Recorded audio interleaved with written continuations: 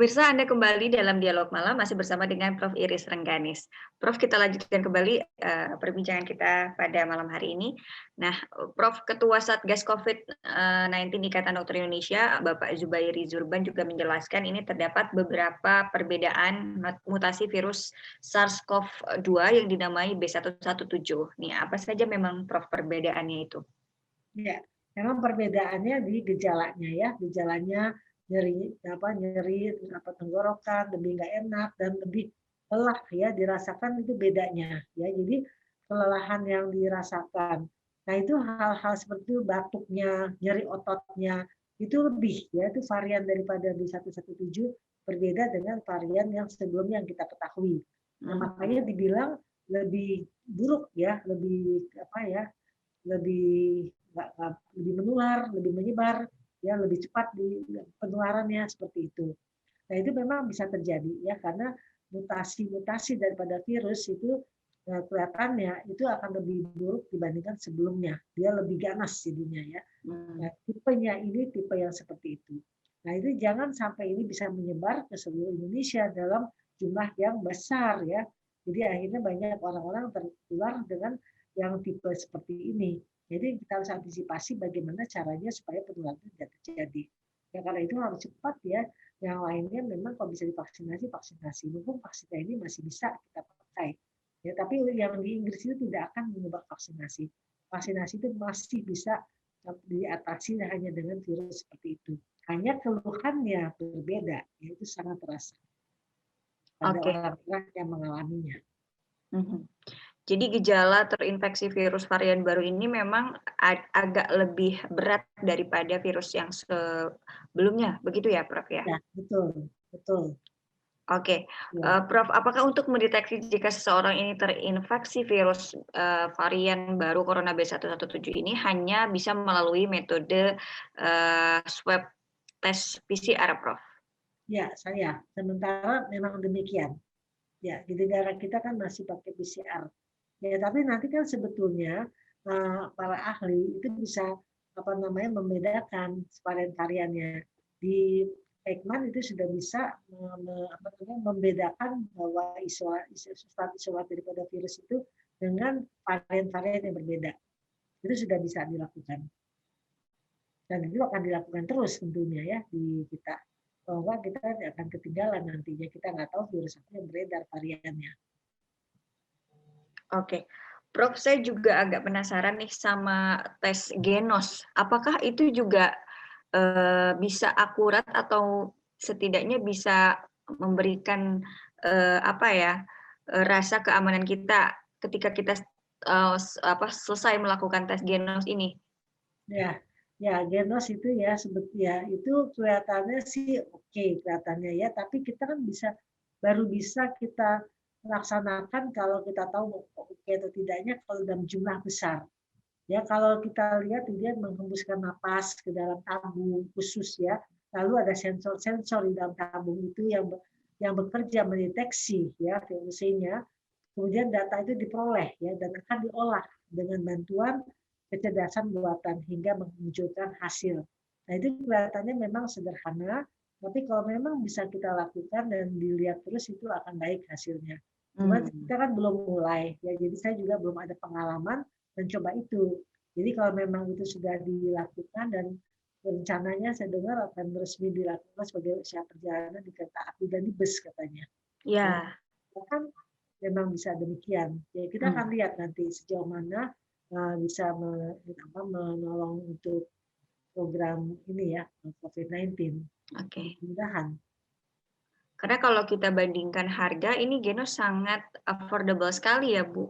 Iya, ya betul. Karena dia kan sebetulnya mengidentifikasi virus corona ya dengan cara mendeteksi volatile organic compound ya VOC-nya. Gitu. Jadi sebetulnya bagus kita deteksi ini positif apa negatif. Tapi kan caranya enak, nggak usah di swab gitu ya, nggak usah diambil darah, di swab ya, tapi dengan menghembuskan gitu.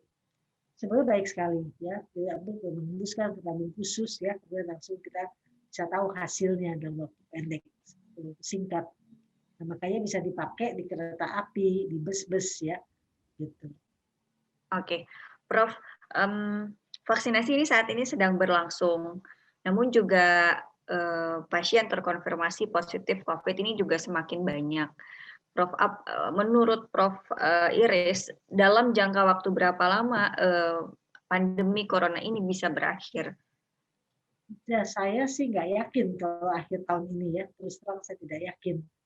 2 tahun paling sedikit menurut saya ya, perhitungan kalau kita lihat herd immunity 70%, ya artinya kurang lebih 170-180 juta orang penduduk Indonesia divaksinasi untuk mendapatkan kekebalan.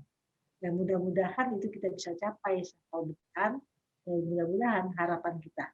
Ya, karena kalau kita lihat kan vaksin datang secara bertahap, negara kita dan negara kepulauan, dan tidak akan cukup kalau kita hanya Sinovac saja, tapi saya dengar banyak sekali yang akan datang nanti ke Indonesia dengan berbagai platform ya, berbagai platform, ada RNA, DNA, macam-macam yang lainnya. Dan vaksin merah putih pun tahun depan, tahun 22 kan mudah-mudahan ya harapan kita dengan virus yang ditemukan di Indonesia, ya kemudian dibuat di Indonesia dan berbagai macam platform juga. Dan dari berbagai macam platform itulah yang kita akan lihat mana yang terbaik, karena kita saat ini belum bisa melihat oh ini yang terbaik, yang RNA, yang DNA, ataupun yang virus keseluruhan yang dimatikan. Ya, nanti dengan berjalannya waktu kita akan melihat platform mana. Jadi sebab baik sekali dari vaksin merah putih juga membuat platform-platform yang berbeda seperti di luar negeri.